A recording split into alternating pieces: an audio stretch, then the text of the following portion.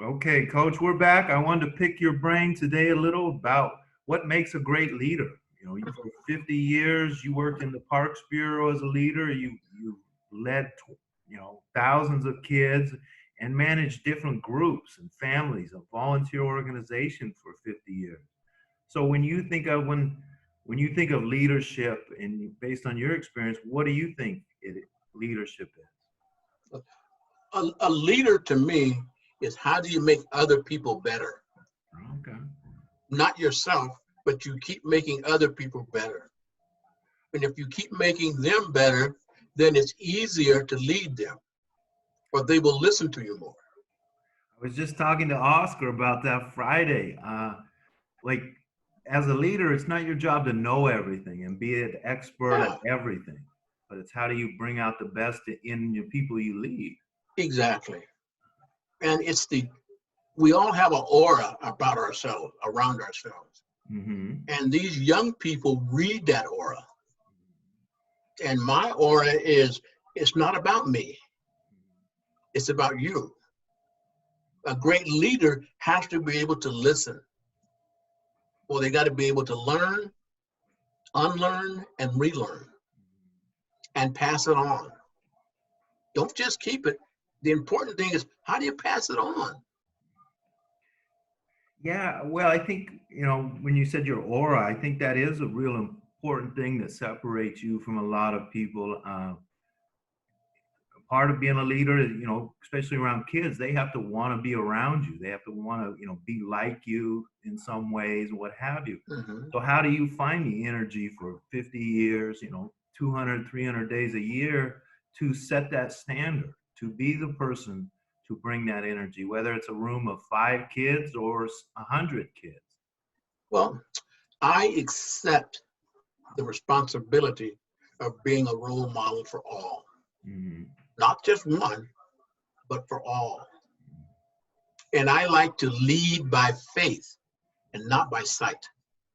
Okay. That all kids, all people should have an opportunity to do the best that they can with what they have. And most people do. We That's just that's don't a like that's it. a great thing. I think every leader starts out believing that, right? No leader starts, hopefully doesn't start out saying, I leave because everybody's incompetent. So how do you, when things get hard, right? That's when those faith, so let's say, well, I want to believe my staff is doing the best they can, but now there's a problem. Somebody screwed up and we're in trouble. And it feels like that's when most leaders revert to power or punishing or these things. So how do you maintain that belief when people make mistakes? Well, when kids, we'll say kids, if when kids make mistakes, I do not blame them. I blame myself. Hmm. I says maybe I didn't give them the right information, or maybe didn't say it in a way that they understood it. So I go back and say it again and redo it again and again and again. When dealing with adults, I don't tell them they make mistakes. I always want to be the better person Hmm. and say, hey, you were right. Where do we go from here? Not backing them in a corner and Hmm. breaking them down or feeling sorry for myself. These are just things you have to do. This is that feeling comfortable being uncomfortable. Well, and I think, a great leader accepts the responsibility of the outcome. Like you said, blame yourself. And that's how you earn a lot of trust in your staff, right? They see, oh, Mhm. I can make mistakes and this person's going to have my back. And I think that makes a lot of difference. Why people will show up for years to volunteer and coach with you is because you bring out the best in them, like you said. Well, my coaching just doesn't stop when I leave the gym. Hmm. When I'm at home, I try to solve all the problems that I have occurred that day. Hmm. So I spend another 2 or 3 hours saying, this is the way I can do this differently. This is what can be done. This is how I want to reach this point. And go from there. I think maybe think of a time, with kids, right? As a coach, you're helping them, whether as a parent, as a teacher, what have you. Again, the critical thing is teaching kids how to respond to adversity. So as a coach, maybe tell us some of the things you look for. A kid comes off the mat, he's crying and he's crushed, or maybe he's had a death in his family, or, any of the number of things you've seen. Walk us through maybe how do you help them move past that or make meaning of it? Well, one of the things that gets me is when we always tell kids, I understand how you feel. You don't understand because their feelings are unique to them. And once again, we look at the output. You slow down, get your voice down, get down to their level and say, can we talk about this? Can we go through this? And it's always, you did a fabulous job. Things we could do differently are. Or what do you think you could have done differently? And then you applaud the effort that they did. Then again, it comes back on me, is maybe I didn't explain it to them well enough.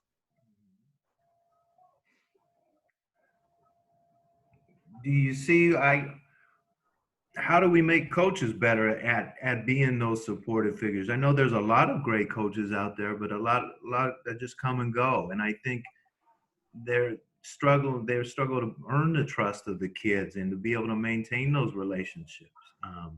So what are some things you try to do to help other coaches learn those skills? Well, one of the things that's egos and burnout. Right, yeah. Burnout. I don't believe there's no such thing as burnout.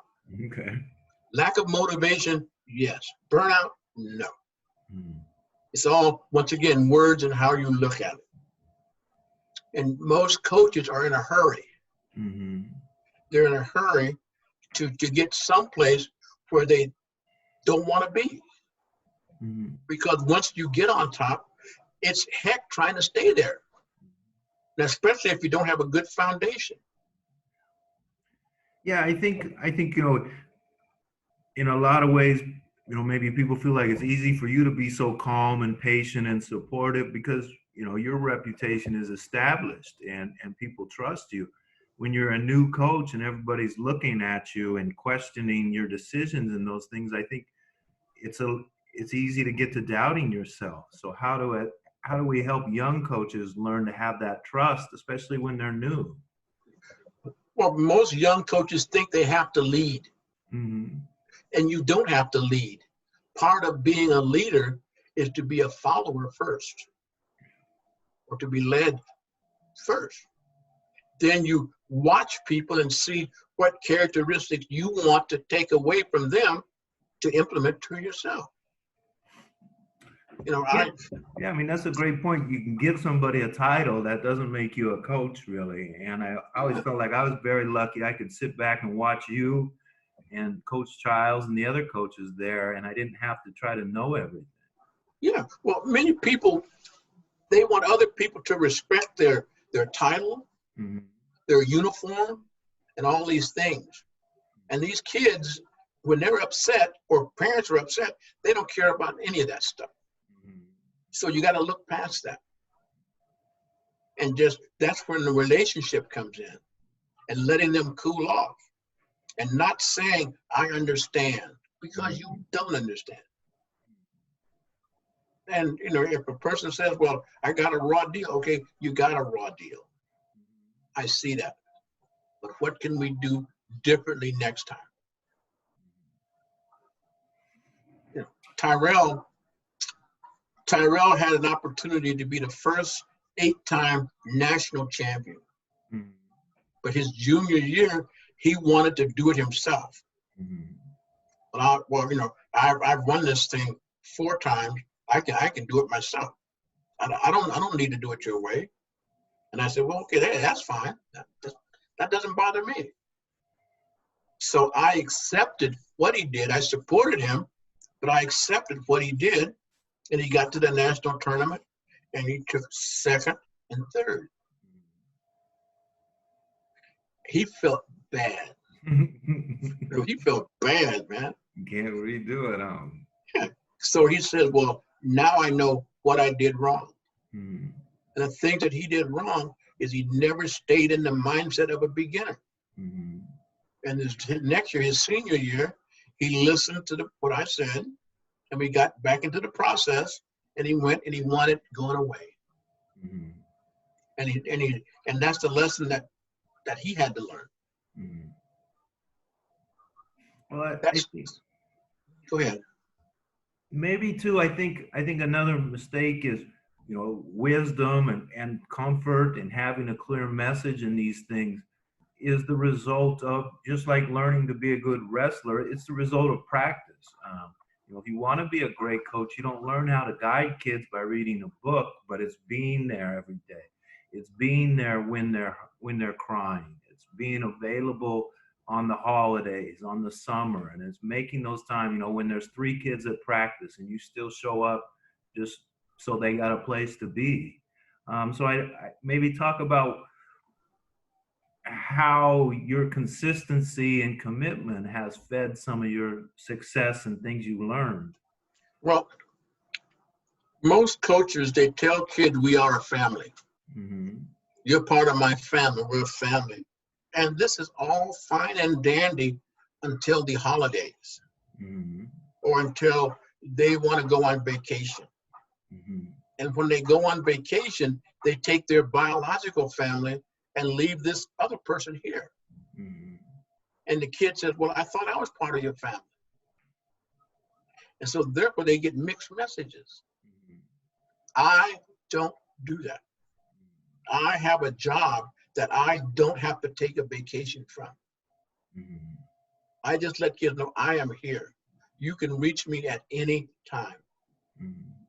We are part of each other. Mm-hmm. And kids are very jealous. They're very jealous. And they will let you know. So in those situations, like on Christmas and holidays and things, I'm available for them. Always. My daughter had to accept that fact. That's part of being Roy Pittman's daughter. And that's just the way it goes.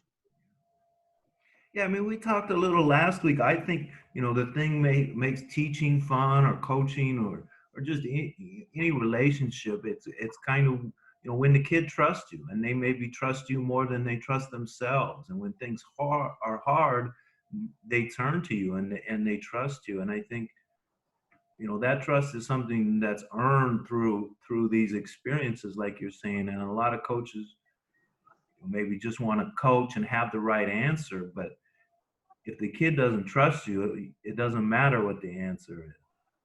Well, that's exactly right, man. Mm-hmm. And it's trusting you during the hard times, Mm-hmm. not the good times. Like, when's the best time to talk to a kid? When do you think is the best time to talk to a kid? Before the problem. You talk to them when they're in a good mood. Yeah, right, yeah. You don't talk to them when they're in a bad mood. Yeah. Everybody wants to talk to them when they're in a bad mood. And then these kids go off, man. Talk to them when they're in a good mood. Yeah, I noticed that when we said, you ask them, can I talk to you right now? One thing you see from teachers, I tell them, I said, if a kid, let's say a kid gets in fights a lot, and I'd say, the kid's in a good mood, and I say, what are you going to do the next time you get mad at playing basketball? And he says, I'll do whatever the heck I want. And I know he's not ready to play basketball. But yeah, you teach something when they're in a good mood, right? And so many coaches, when they're crying or upset or these things, that's when we try to deliver a message. And yeah, that's hard to process then. Yeah. Well, it's hard that's control. Oh, I know what I was trying to say. So if a kid can't tell you what he's going to do when he's mad, when he's happy, he's probably not going to do it when he's mad. So you teach when they're in a good mood so that when problems come up, they're ready. Same as teaching an arm drag or these things. You teach those under less stressful conditions, and then so they're good at it and comfortable when things get hard. Yeah. Everyone wants to belong to a group. Mm-hmm. Everyone wants to belong.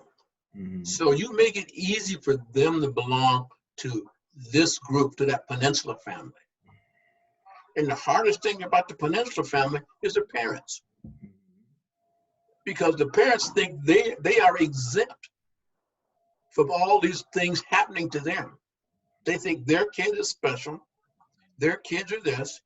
And I said, everything that you have is temporary, Mm-hmm. everything. So you have to understand that. Well, I mean, that's a neat point. One thing I was thinking too, you've seen kids do things that people thought was impossible, great victories and these things, and you've also seen a lot of great tragedies. And I think, like you said, you just keep showing up. You don't get burnt out in those things.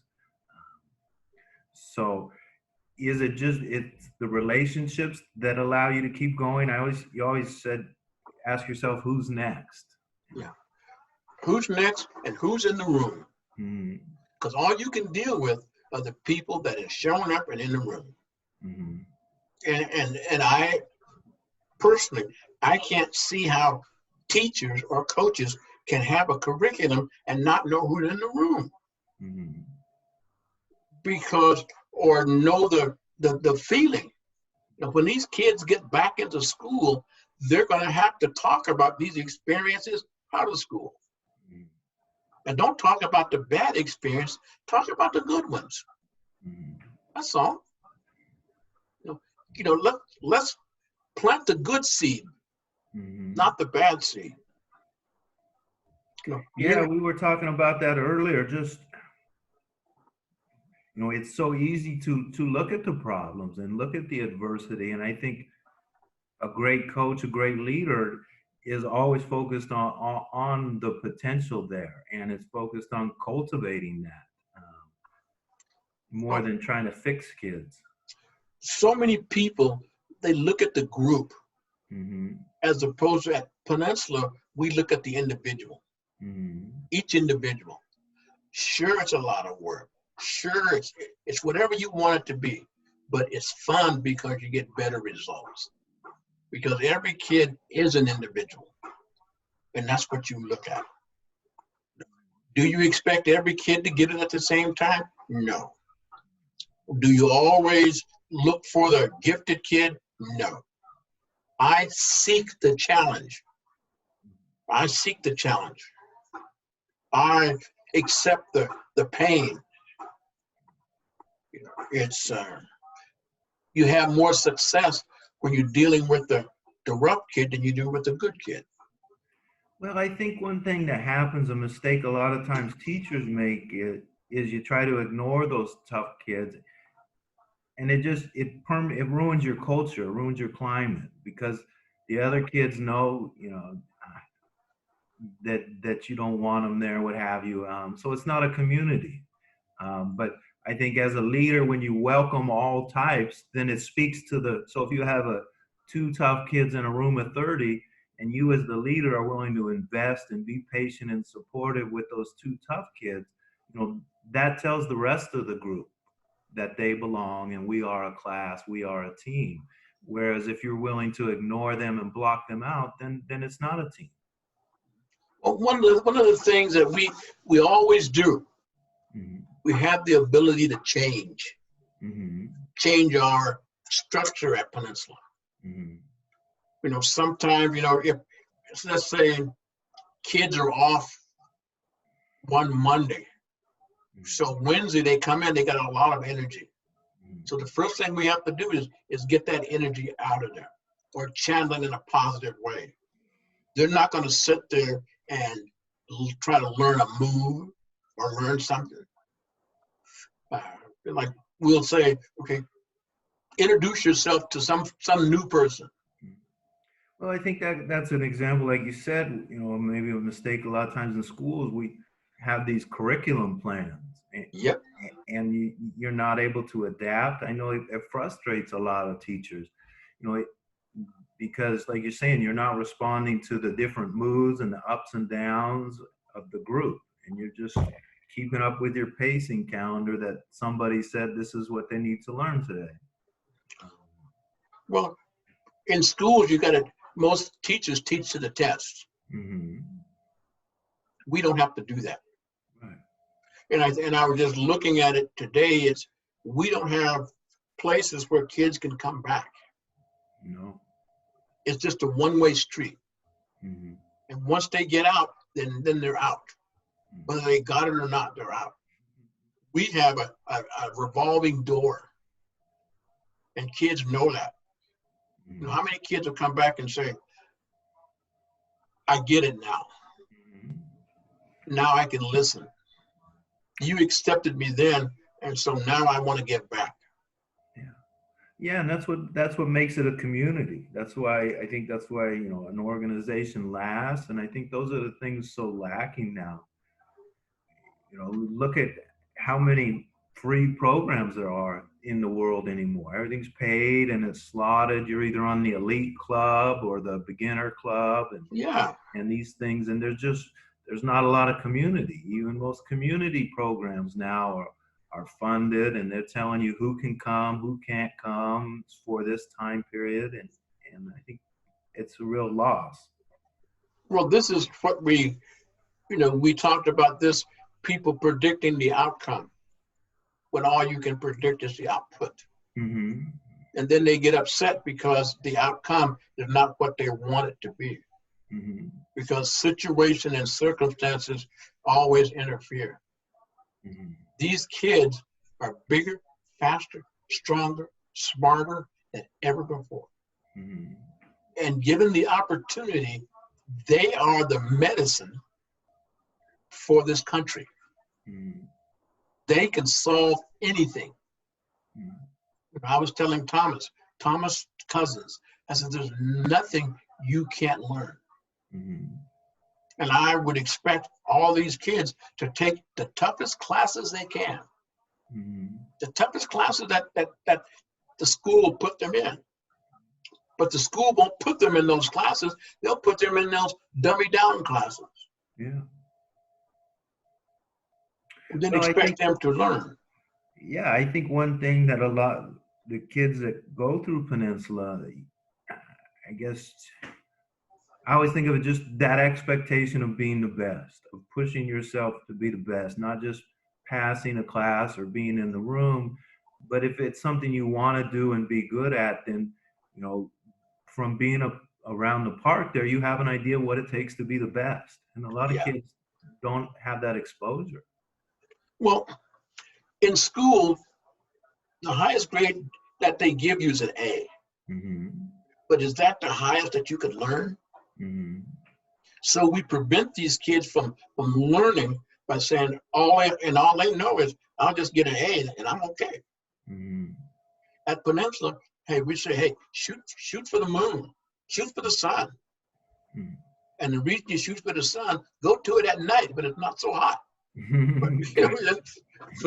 but let's go there. Yeah. The thing I like about what we do at Peninsula is kids don't procrastinate. Once they get through the program and get through the process, they don't procrastinate. Mm-hmm. And how many people say, well, I'll do it tomorrow? Yeah. We say, hey, let's get it done now. And they go do it now. And a lot of times it's not correct, but at least you attempt it, and then you make the adjustments. Mm-hmm. All right, man, we better wrap up. It's been almost a half hour. Oh my God, okay. Yeah, right? So I'll get this over to you and we'll talk later in the week. Okay, now I'll give it to you.